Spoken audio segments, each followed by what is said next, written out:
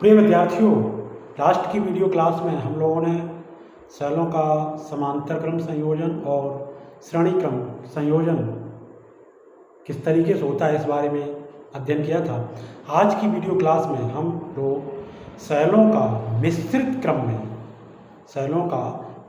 क्रम में संयोजन इस टॉपिक पर स्टडी करेंगे।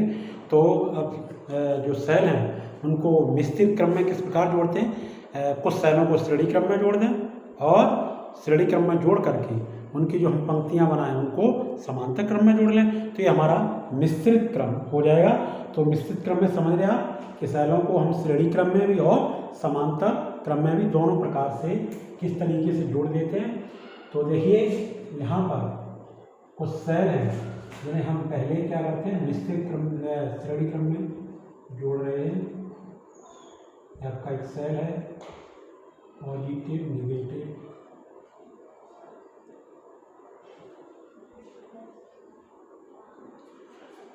इस सेल का देखिए श्रेणी क्रम में जोड़ेंगे, इस सेल का नेगेटिव अगले सेल के पॉजिटिव से जोड़िए, पॉजिटिव लेफ्ट से ऐसे। देखिए इस सेल का नेगेटिव अगले सेल के पुनः पॉजिटिव से, और इस तरीके से ये क्रम चलता रहेगा। और हमने डॉट डॉट करके कितने सेल जोड़ दिए, इसमें n सेल जोड़ दिए। इस सेल का विद्युत भाग वाली आंतरिक प्रतिरोध,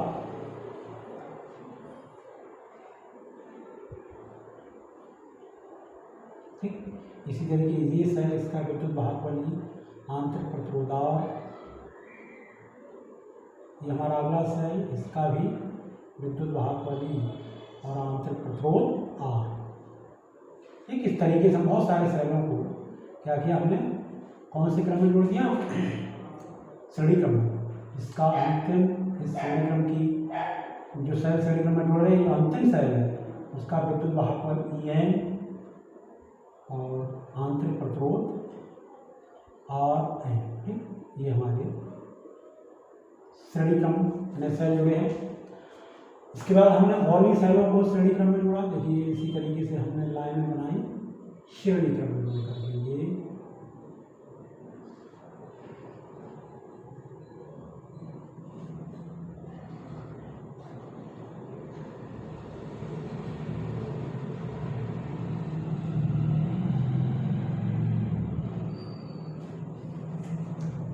ये हमारे सेल हैं, इन सेलों को भी हमने श्रेणी क्रम में एक पंक्ति बनाई।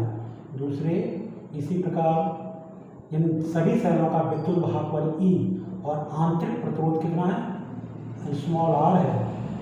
इनको हमने श्रेणी क्रम में जोड़ करके प्रत्येक श्रेणी क्रम में कितने सेल जोड़ देते हैं, n सेल।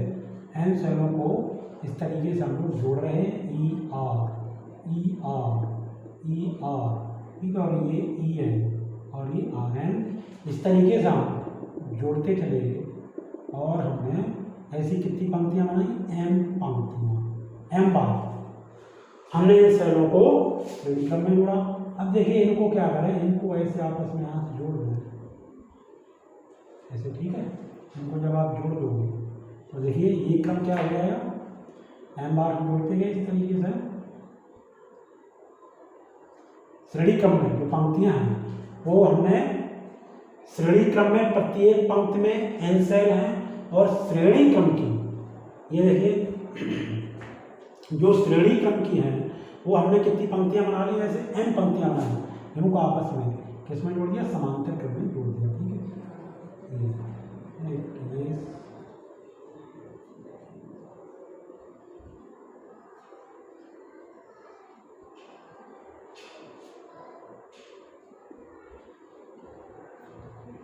ये हमने n पंक्तियों को जोड़ दिया है इसमें समांतर क्रम में।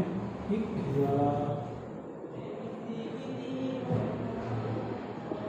ये सभी हमारे सेल हैं, इन सभी सेलों का विद्युत भागफल समान और आंतरिक प्रतिरोध समान है, ER और ये ER। ठीक इसके बाद हमने क्या किया, इसको ये जो व्यवस्था है सेलों का मिश्रित क्रम है, इन सभी को हमने क्या किया, बाह्य प्रतिरोध से जोड़ दिया। ठीक इस तरीके से भाप प्रतिरोध कैपिटल R। भाप प्रतिरोध का मतलब आप समझ रहे हैं कि इन सेलों का जो क्रम है, इस क्रम को हमने बल्ब से या पंखे से जोड़ दिया, ऐसे जो ये आपका भाप प्रतिरोध कहलाएगा, ये जोड़ दिया। ठीक है, तो सभी सेलों से देखिए ये जो सभी सेल हैं, इनकी जो श्रेणी क्रम में सेल जुड़े पंक्ति है, उन सभी से धारा प्रवाहित होगी।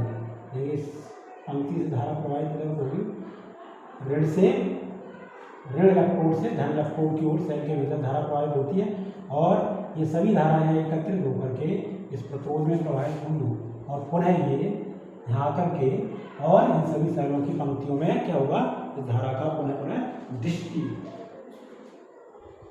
डिस्ट्रीब्यूशन हो जाएगा। ठीक है, समझ गए आप? तो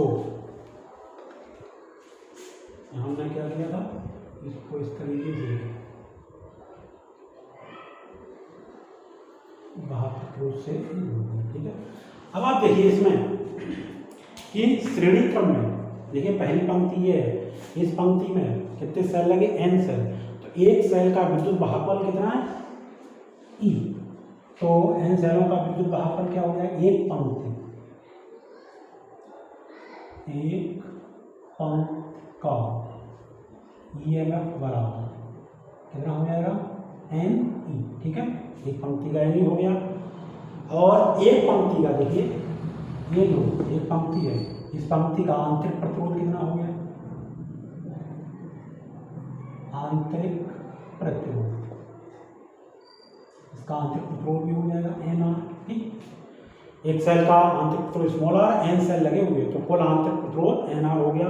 अब आप देखिए एक पंक्ति, ये जो एक पंक्ति है, इसका जो EMF है, विद्युत भागफल, वो कितना हो गया, NE, और आंतरिक प्रतिरोध कितना हो गया, आंतरिक प्रतिरोध कितना हो गया, NR।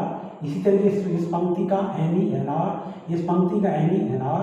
तो आप यहाँ से ये देखिए कि हमारे पास ये जो पंक्तियां हैं, प्रत्येक पंक्ति का विद्युत भागफल NE, आंतरिक प्रतिरोध NR है। इन ऐसी n पंक्तियां हैं, इनको समांतर क्रम में जोड़ा गया है। तो समांतर क्रम में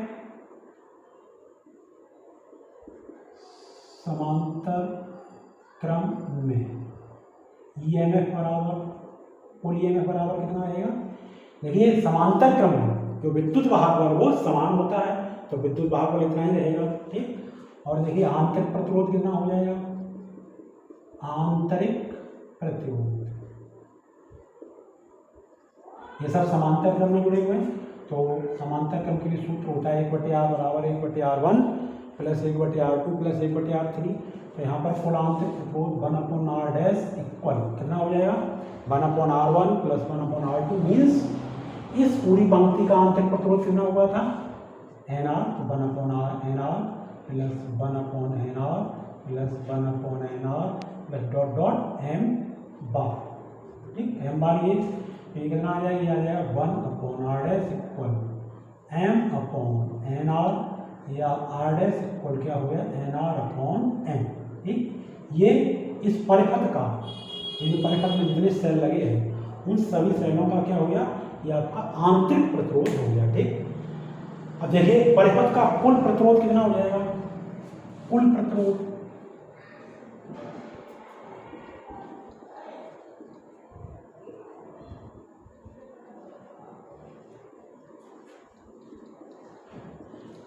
बराबर कितना हो जाएगा, देखिए जो आंतरिक प्रतिरोध है वो कितना आया था, NR/M।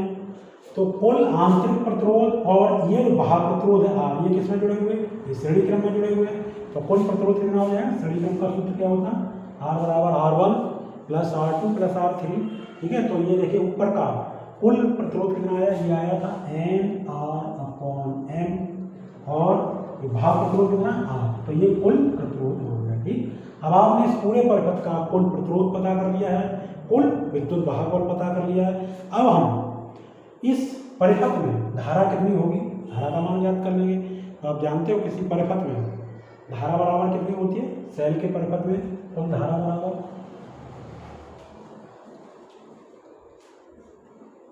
परिपथ में धारा, परिपथ में धारा I बराबर क्या होता है, कुल विद्युत वाहक बल अपॉन कुल प्रतिरोध। ठीक है, आई बराबर देखिए कुल विद्युत वाहक कितना हो गया, कुल विद्युत वाहक हो गया था एन ई अपॉन कुल प्रतिरोध कितना हो गया, ये हो गया था N R upon M plus R. ठीक, अब देखिए नीचे के कैलकुलेट करेंगे इसको कैलकुलेट करेंगे तो कितना आ जाएगा, जब ये कैलकुलेट करेंगे तो I equal N E upon नीचे एलसीएम लेंगे N R plus M R upon M, M ऊपर जाएगा कितना हो जाएगा N E upon N R plus M R. ठीक है, ये मिश्रित क्रम में जब सेलों को हम मिश्रित क्रम में जोड़ेंगे तो परिपथ में कुल कितनी धारा प्रवाहित होगी इस फार्मूले से हम लोग ज्ञात कर लेंगे। ठीक है, इसमें एम क्या है, समांतर क्रम में पंक्तियां हैं, और एन क्या है, श्रेणी क्रम में जुड़े सेलों की संख्या प्रत्येक पंक्ति में। ठीक है, ये हो गया है। अब आप देखिए यहाँ पर एक स्थिति देखते हैं, अगर हम श्रेणी क्रम में मिश्रित क्रम में जो सेल जोड़े हैं उनसे हम अधिकतम धारा लेना चाह रहे हैं, तो अधिकतम धारा के लिए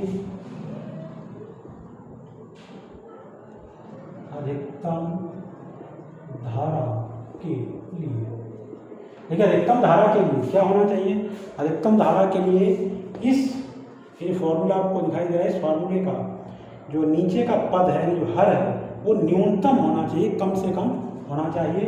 अधिकतम धारा के लिए क्या होना चाहिए, अधिकतम धारा के लिए N R plus M R का मान कम होना चाहिए।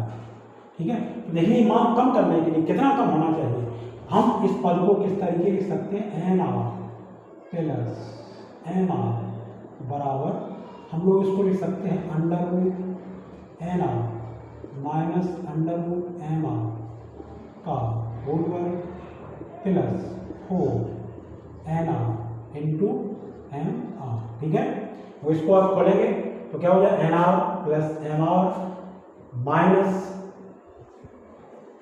N R plus A minus B का होल स्क्वायर लगेगी तो A square plus B square minus 2ab, तो ये हो जाएगा N R plus M R और माइनस क्या हो जाएगा, minus 2 under root N R into M R, तो ये हो जाएगा अंडर रूट। ठीक, तो ये हो जाएगा माइनस और ये प्लस, तो प्लस में से जब माइनस सब्ट्रैक्ट होगा आपका तो कितना बचेगा, यहाँ पर प्लस का 2 होगा।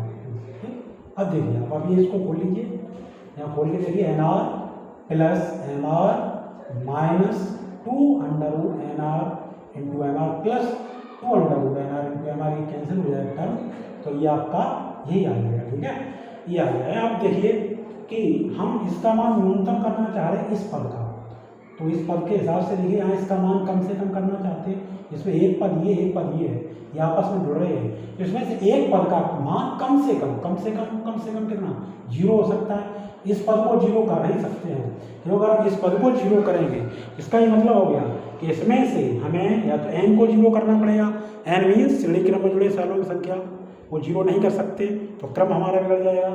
r मीन्स सेल का आंतरिक प्रतिरोध 0 नहीं हो सकता है, m समांतर क्रम में जो पंक्तियां बनाए वो 0 नहीं हो सकती, r भाप प्रतिरोध वो भी 0 नहीं हो सकता है।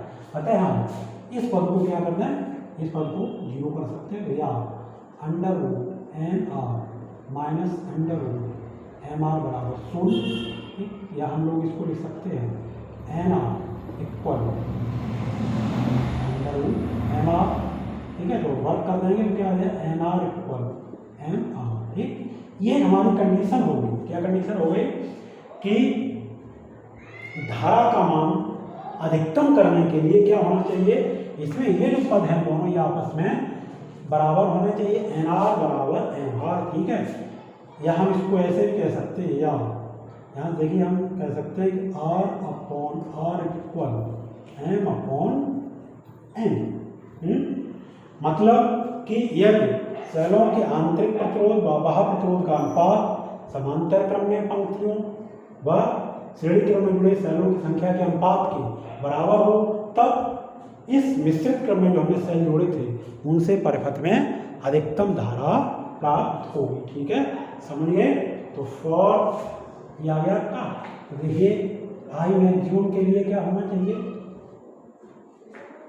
अतः आई मैक्सिमम बराबर हम अधिकतम धारा चाह रहे हैं, और क्या होना चाहिए एम एन अपॉन, यहाँ देखिए नीचे क्या हो सकता है N R plus N R बराबर एम आर। ठीक है, तो एम आर की जगह पर हम एन आर लिख देते हैं यहाँ पर, और equal M N E upon equal लिख लें M R plus M R. तो यहाँ से आप देखिए आई मैक्सिमम इक्वल कितना हो जाएगा M N E upon 2 N R equal M N E upon क्या हो जाएगा अपॉन 2 एम आर। ठीक है, यहाँ देखिए एन से एन कटेगा, यहाँ एन से एन कटेगा, तो आई मैक्सिमम इक्वल कितना आ गया M E upon 2 R equal M E upon 2 are.